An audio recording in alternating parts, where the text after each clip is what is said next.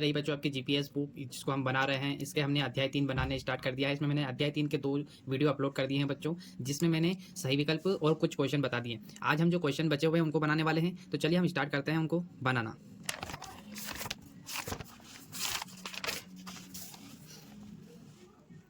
देखिए बच्चों, ये है आपका अध्याय 3 चतुर्भुजों को समझना। इसके हमने बच्चों ऑप्शन बना लिए हैं और क्वेश्चन भी कुछ बना लिए हैं। ये बहुत इजी चैप्टर है आपका। इसमें सिर्फ आपको 2-3 छोटी-छोटी चीजें पता होनी चाहिए कि आसन कोण क्या होता है, आपका सम्मुख कोण क्या होता है और 80 डिग्री का क्या होता है, 360 डिग्री कब होता है ना। ये छोटी-छोटी चीजें अगर आपको पता है बच्चों, तो आप इसको आसानी से बना सकते हैं। तो चलिए इसके कुछ क्वेश्चन बचे हैं, मैं आपको बनाना सिखा देता हूँ।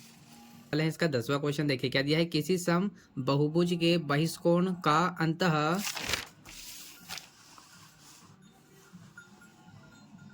कोण से अनुपात कितना है, 1.4 है। इस बहुभुज की भुजाओं की संख्या ज्ञात कीजिए। अब देखिए बहुभुज क्या होता है वो अगर आपको पता है तो फिर ये आसान, सबसे आसान क्वेश्चन है। इसमें मैं ये पहले ही आपको बता देता हूँ कि ऐसा क्यों किया है। अब ये यहाँ पर हम देख के तो बना सकते हैं कि ऐसे ऐसे कैसे हुआ होगा। ये देख लिया तो हमको एक बार में समझ में आएगा कि मैं तो इसको पढ़ूंगा नहीं, मेरे को तो सब समझ में आ गया, मतलब ऐसा ऐसा करना है। पर अगर आपको ये नहीं पता कि क्या है बहुभुज क्या होता है, ठीक है, मतलब 5 भुजाओं से मिलकर बनने वाला आपका कोण, ठीक है, तो आप इस क्वेश्चन को नहीं बना पाएंगे। चलिए इसको बनाते हैं, फिर मैं आपको वापस समझाऊंगा। देखिए बच्चों, इस प्रकार का आप जैसा डायग्राम बनाना चाहे बना सकते हैं, 5 भुजाओं वाला, ठीक है। कितनी हो गई, 2, ये आपकी 3 हो गई, ये आपकी 4 हो गई और ये आपकी हो गई 5, ठीक है। ये हो गई आपकी 5। अब ये मैंने बाहर क्यों निकाला है, क्योंकि हमको बहिष्कोण और आपका कौन सा कोण दिया है, बहिष्कोण और कौन सा है आपका, 1 मिनट,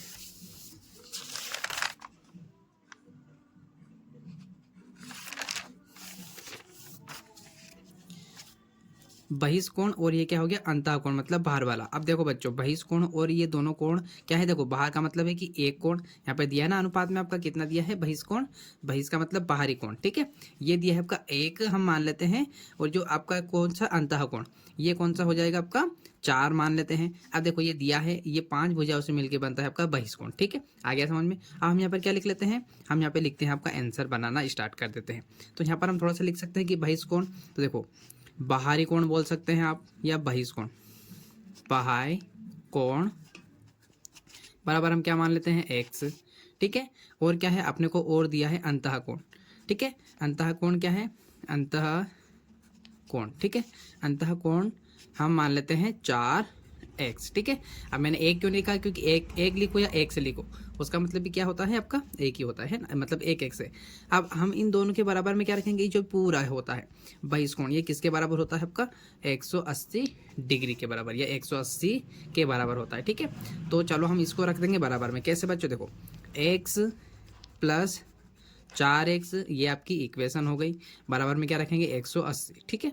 चलिए ये हो गया। अब हम क्या करते हैं, देखो बच्चों 4x और एक ये कितना हो जाएगा, 5x हो जाएगा, बराबर में क्या है आपका 180, ठीक है। मैं आपको बस ये समझा रहा हूँ कि ये कैसे निकला और कैसे आया, ठीक है।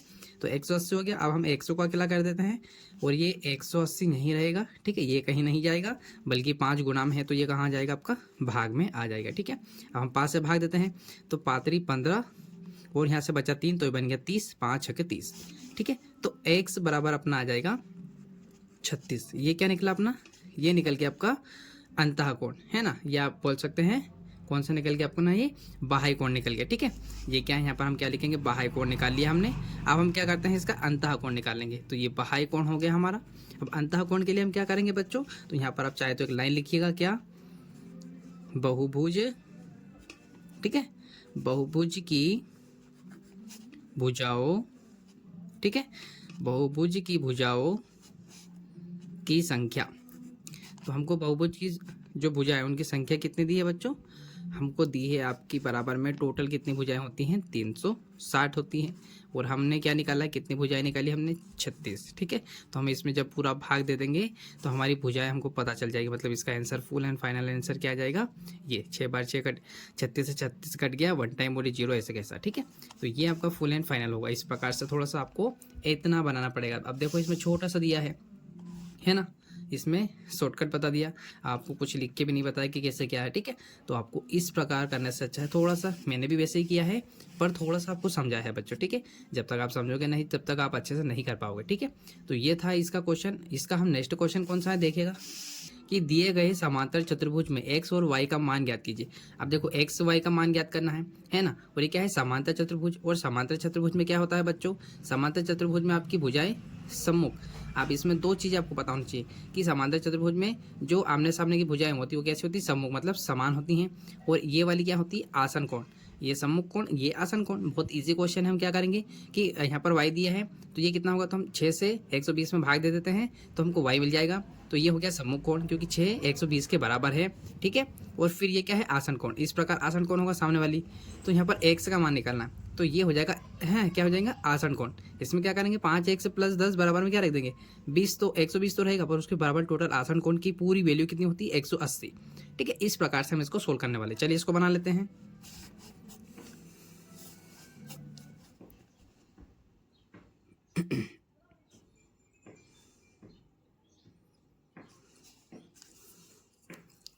चलिए बच्चों, तो यहाँ पे लिखते हैं आपका कौन सा है, 11वां क्वेश्चन है ना। तो हम क्या करते हैं, देखो हम यहाँ पर ये लिखना है हमको। यहाँ पर आप चाहें तो लाइन लिख लीजिएगा एक, या फिर मैं डायरेक्ट कर रहा हूँ। तो हम यहाँ क्या लिखेंगे कि 6y जो है आपका, ये 6y, ठीक है, ये किसके बराबर है, ये 120 के बराबर है, ठीक है। ये 120 के बराबर है। क्योंकि क्यों है बच्चों, तो यहाँ हम क्या कर सकते हैं, यहाँ हमको लिखना पड़ेगा कि ये क्या है, सम्मुख कोण।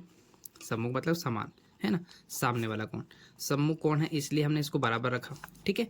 तो अब बराबर का मतलब है कि हमको y की वैल्यू मिल सकती है ऐसे। कैसे, हम क्या करेंगे, y को अकेला कर देते हैं, 120 नहीं रहेगा क्योंकि वो कहीं नहीं जाएगा, ये चिपके हुए गुणा में है तो 6 यहाँ पे आ जाएगा, ठीक है। अब 6 से हम 12 में भाग देंगे तो कितनी बढ़ जाएगा, 6 को 6, 6 दूनी 12, ठीक है। और ये 0 ऐसा का ऐसा। तो y की वैल्यू क्या निकल जाएगी आपकी, 20, ठीक है।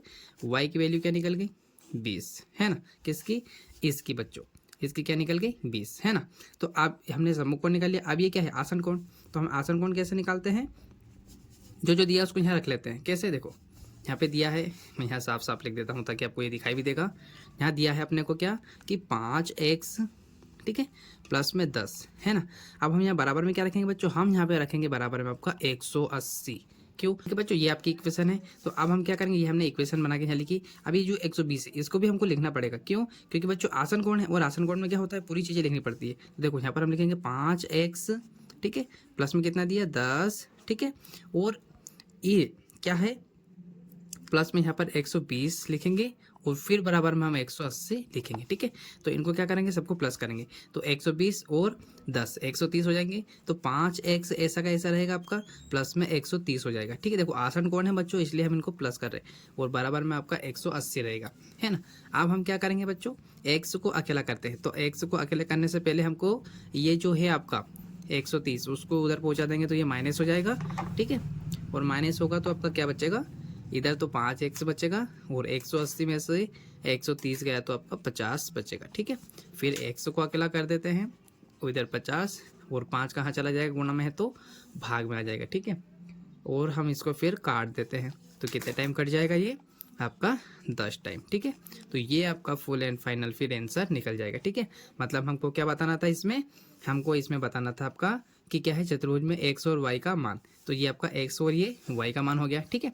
इस प्रकार ये हमारा y का मान हो गया, और ये x का मान हो गया। तो चलिए बच्चों, जो अब हमारे 2 क्वेश्चन और 3 क्वेश्चन बचे हैं उनको मैं आपको नेक्स्ट वीडियो में करवाने वाला हूँ। अगर आपको ये वीडियो अच्छा लगता है तो प्लीज़ लाइक कीजिएगा, शेयर कीजिएगा, और सब्सक्राइब जरूर कर लीजिएगा, ताकि ऐसे ही वीडियो आपको मिलते रहे।